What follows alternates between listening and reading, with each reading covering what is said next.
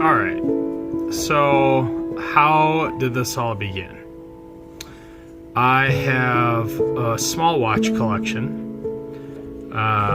Nothing fancy, nothing expensive, really relatively unimpressive, cheaper watches. But I do have a fascination with things that work. I like little machines, I like miniature things, I like seeing the engineering and the genius that goes into things. And so I've got a lot of mechanical watches. I've even got some that have neat little open backs where you can look in and see the mechanism working. And these are fascinating to me. So I was in an antique store the other day and I came across this clock. Now this particular clock, this is the movement, and the movement goes in this little housing here. There's a part missing here, and there's also a post that's broke off there. So there's a little glass here. And then when you house it in there, there's also a back plate that goes on. And this is would be a nightstand alarm clock. I don't know what year. It's Waltham. It works. So I found this, and I'm like, I'm gonna take this thing apart. Well, little did I realize that I would find a mechanism that I already recognize, because inside this thing is a balance wheel and a hairspring and an escapement and a mainspring. These are the components that I'm already familiar with in a watch, a mechanical watch. So for me to be able to see these components on a larger scale almost kind of allows me to appreciate them a little more, because I sat and watched this thing run, and call me crazy, but it is just intoxicating to watch parts move like this and to look in there and understand why they're turning and which gear does what, and how these cranks that we adjust on the back next to our bed correspond to the parts and the pieces that are moving in here. All we see is the face. We know what time it is. And we know that when we set the alarm goes off and we wake up and go about our day. Can't get that hair off of there. There we go. But I'm intrigued by how do these and this interact in here. And it's pretty fascinating. I'm not going to go into all the details, but if you're interested, you can look up balance wheels, hairsprings, escapements, all those parts. They're pretty cool. That's nothing real impressive. This isn't rocket science, but for an average guy like me, it's pretty neat stuff. So then what happened is I started thinking, clocks are pretty cool. Maybe I should look into repairing a clock or opening one or buying one. And I started looking online at mechanical clocks, and they're really not cheap, even for ones that aren't working. So I was trying to think of what I had that I could utilize, and this I can play with. I can't really dip the whole thing in a cleaner because I would have to take it apart to get the face off, and a cleaning agent could destroy the face, so I don't want to do that. So I was thinking a lot about other options I have, and I recalled that my wife had a family heirloom that was passed along to her from her parents. And so I started looking at this clock. It's a mantle clock. My mother-in-law said that it's from her grandparents. I estimate its age to be around 1920s, maybe. Let me know if I'm wrong. It's a New Haven from Connecticut, and it's a Westminster chime. Pretty standard clock for the time period. And so I just dove into this thing, trying to understand it, see if it works. And I'll show some photos here. I started with photos and then changed to videos. So I'm going to switch over to a voiceover so that you can I can talk about these photos while they're on screen.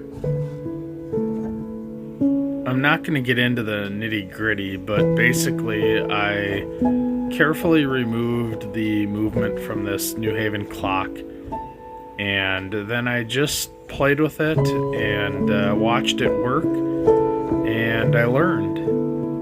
I understood how it worked. I know there's some different opinions about doing this, and the correct way is to remove all the parts and clean them independently, but I decided to try it this way for my first go at it, and submerged the entire movement in gasoline, or as they say in Europe, petrol. After I got it out of the petrol bath, I let it drip dry and shook it out a little bit, used a little air blower carefully, and it looked a lot better. There was a lot less grime and grease, and the only question now was to see if it worked. I used some liquid bearing synthetic lubricant, and I was very careful to only dab it on the bushings as instructed online. I kept it off all of the wheels and the pinions, and miraculously things started working. I was just playing with it earlier, and it is running way smoother than it was a couple days ago. So now I'm about to put it back in the clock housing here, and we'll see what happens once I get it all put back together. It's my first attempt at cleaning and servicing a mechanical clock. Alright, so I've got the clock movement back in with these 4 screws here. And now, this is, I guess some guys call it the seashell gear, and that just slides off.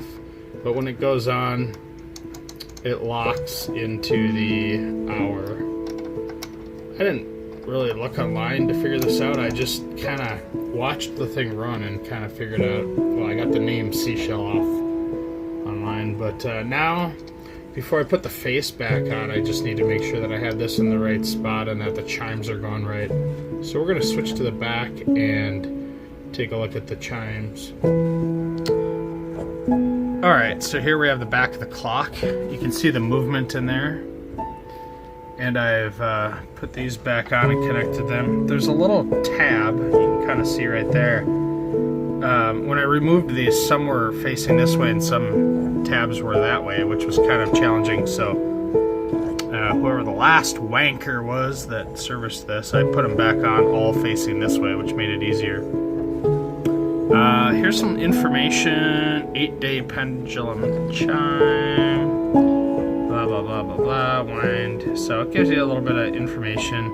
Most importantly, just which way to wind the springs, which you really can't do it wrong. They only go one way. So I got it all set up now, and right now it's sitting on the 45. I don't know what hour is coming up, but we're going to run it and see our Westminster song as well as the gongs for the hour. So we'll see what time the clock thinks it is. Here we go.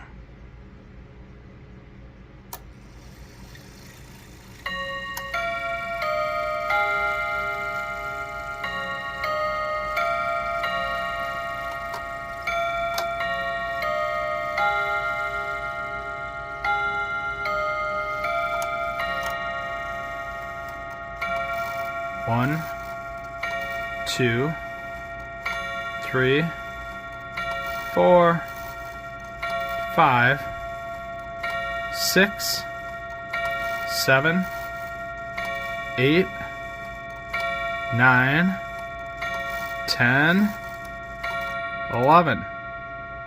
So the clock thinks it's 11 o'clock. So I'll adjust the hourly hand accordingly to make sure that on the other side that lines up. Sounded pretty good. That is leaps and bounds better than it was when I took this thing apart about 36 hours ago. Alright, I'll keep going and check back in. Alright, I am reattaching the face. I have a couple screws in. Just putting this guy in here. Now, I could repaint or refinish the face. I'm sure that would alter the value of the clock, but also I am a lover of antique things, and so I would never do that. I love this look. Plus it's got the name and all that. Now it's really important with these to not over tighten them, because this one over here is actually stripped out. It's into wood that was built 100 years ago. Probably grew older than that. So this one here is going to go in, and just going to get it close, but we're not going to over tighten it. Alright, so we know we're at the 12 chime mark. It's really important not to pull out that seashell gear, because we don't want to reset the chime. So right now we're chiming 12, and so we want the hour hand to be in the 12 range, and that's just tension set. You just push that on.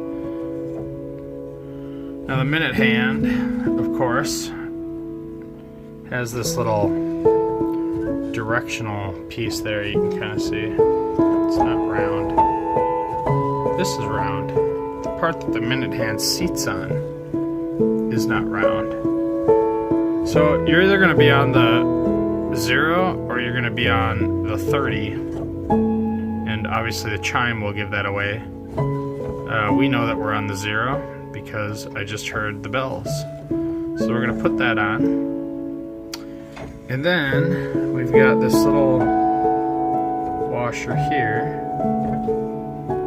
And then, oh god, there's a little pin. And guess where it isn't? Where I left it, which means it's on my floor. Okay, I found my pin. It wasn't on the floor, it was right over here where I left it. I didn't know where I left it. So this guy's gonna go on there, and then the pin is gonna go through that hole right there. Alright, now you can see the little washer on there and the pin, and the clock is complete. So before we get it ticking, let's just make sure our chimes are working. Should be a 15.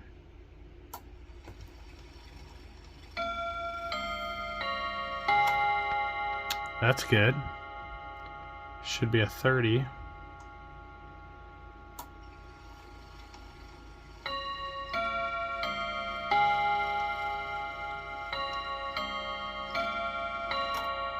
That's good. Or 45.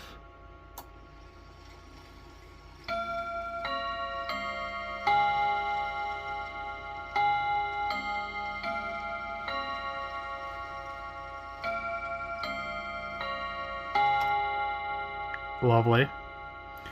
And now when we get to the top, we should hear the whole song and chime 1.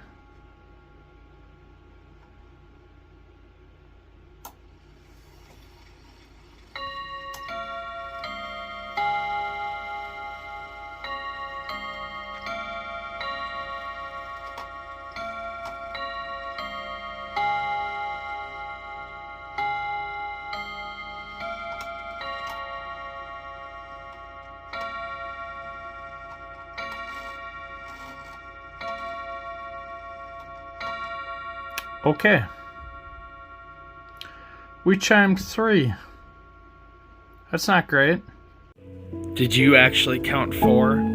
Well, I didn't the first time, but rewatching the video as I edit, I counted 4, which basically set in motion a whole little debacle, which I'm about to go over and explain right here. Alright, this was somewhat tricky and I don't know if I got it. I pulled this part, pulled the minute hand off. If in order to get the tension set hour hand off, I have to hold the edge of the seashell gear in. So I attempted to do it with this, which was too big and rough and I didn't want to scratch the face.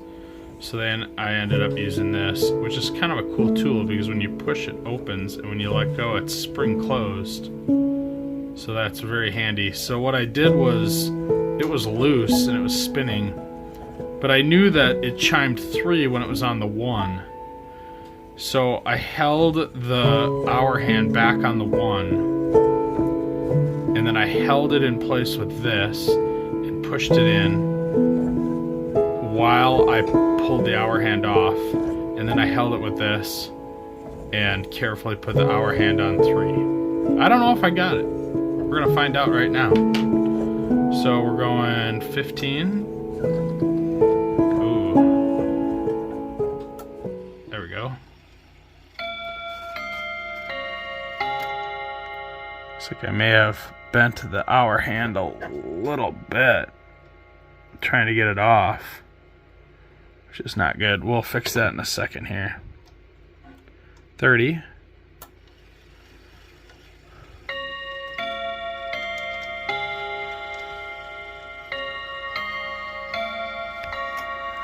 Okay, that's good. 45. And I didn't put this back on now until I figure it out. Just gotta be careful it doesn't fall off.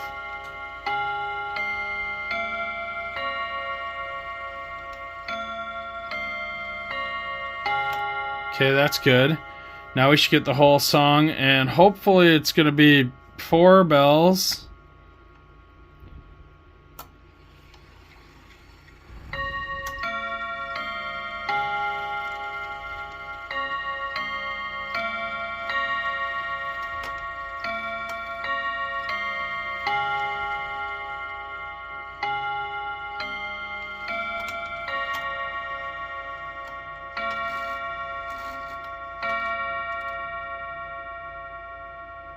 Two. Shit. I didn't hold it. Alright, back at it. So actually what happened is I had it right. But for some reason, unbeknownst to me, when the hour is on the 1, it strikes 4 times. But then when it gets to the 2, it goes back to 2. So obviously there's something with the seashell or somewhere in that mechanism, instead of striking once on the 1, it strikes 4 times, but then resumes 2 on the 2. So now I end up going through this whole process, trying to sort it out and figure it out and explain it. And what I'm explaining, I know what I need to do, I just didn't understand at that moment that the 1 was striking 4 times. I don't really care that the 1 is striking 4 times. I'm not planning on doing anything about it as long as the other 11 hours strike properly. If the 1 wants to strike 4 times, that's fine with me. I'm not diving back into it. If anybody has any suggestions or explanations on why that is and what to do about it, just let me know, and in the comments that would be helpful. But what ends up happening is that I get it to the 7 and it strikes 7 times, and everything appears to be working fine, even though I don't realize at that point that the 1 is striking 4 times, but whatever. So then I basically just wrap it up and go to the back. Alright, we're back to the back side again. I got the front all buttoned up. And we're going to give this pendulum a swing and see what we got going on here.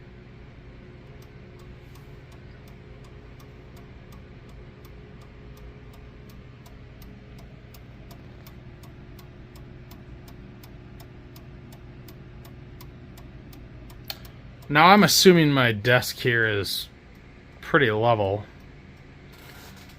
And I got my garage heater going in the background, so it might be noisy, but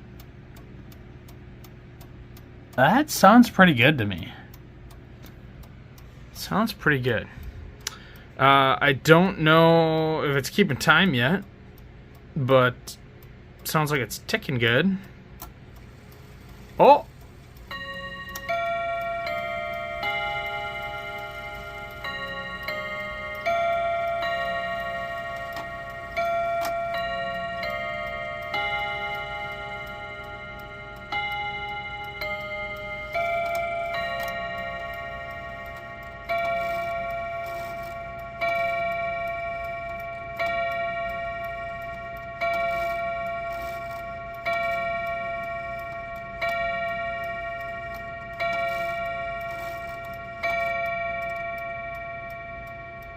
Alright, it chimes for 8 o'clock. I noticed when it plays the last quarter of the Westminster, it does slow down a little bit. And that could be something gumming up here, maybe a little lubrication. I did lubricate that, but I'll throw a little more on there. I don't know if it's going to overall affect anything, but I think we're pretty much set up. At this point now, all I have to do is check to see if the damn thing keeps time. Pretty hypnotic. I have to admit, I'm intrigued by many things, but something about clock mechanisms is just so therapeutic. And after dabbling in watches for a while and realizing that it's just too small for my fingers and my brain, I'm really enjoying getting my hands on something a little bigger. This is the first clock I have ever worked with. It's the first cleaning and servicing I've ever attempted. Did I do it right? I don't know. I think I did it okay. Seems to be working way better than it was, so I'm calling it a success. And I think it's safe to say I'm hooked. I'm going to be looking for the next clock to get running or service. So here's what we're doing. You can see the clock is a little behind. Tess has her alarm set for 7. What time is it right now? 6:59. So in less than a minute, we want this to chime. I don't care where the minute hand is.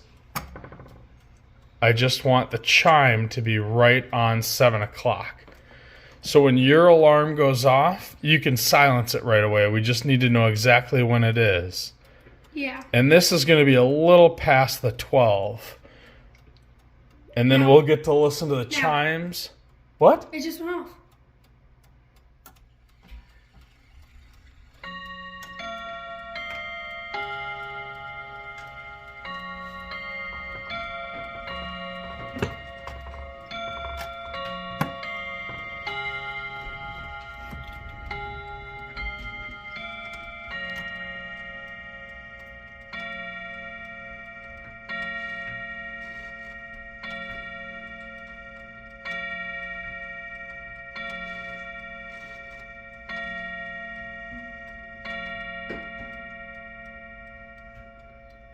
Cool. How cool is that? Cool. Isn't that awesome? All right. See, this sucker keeps time. Might have to adjust it. That's it.